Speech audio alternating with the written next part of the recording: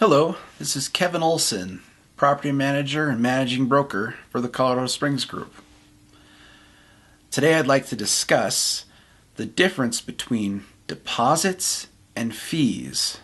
And what we're talking about here is in property management. Ultimately, fees are supposed to be non-refundable. Deposits are refundable. To give you an example of one of the biggest discrepancies is pets. A pet fee versus a pet deposit. A pet fee it's not coming back. It's gone. It's money spent. A pet deposit is going to be seen as being refundable.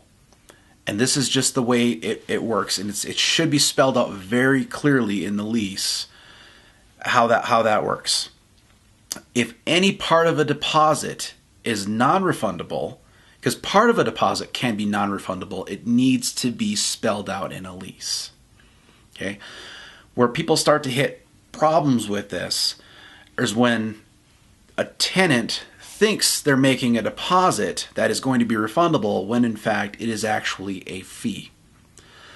Now, granted, the rules and everything distinguish the two very separately, but ultimately, as a property manager, we should have it outlined very clearly in the lease, the difference between the two.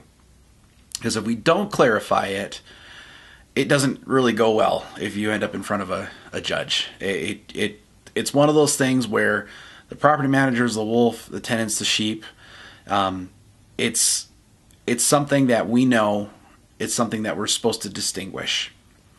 And as a homeowner, when you're reviewing the lease and checking on what the property manager is charging for, you want to pay attention to that, because essentially the deposits are there to protect your property. You want to make sure that they're not charging fees for something like, let's say, pet rent. Pet rent per month could be constituted as a fee, and if there's a separate pet deposit, the question comes up of, well, what was the pet rent supposed to cover per month?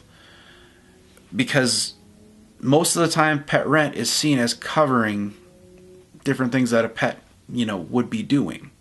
Now, that's within reason for like a normal wear and tear of a pet. If a pet's destroying a house and the tenant is allowing it to happen, it's a whole other scenario.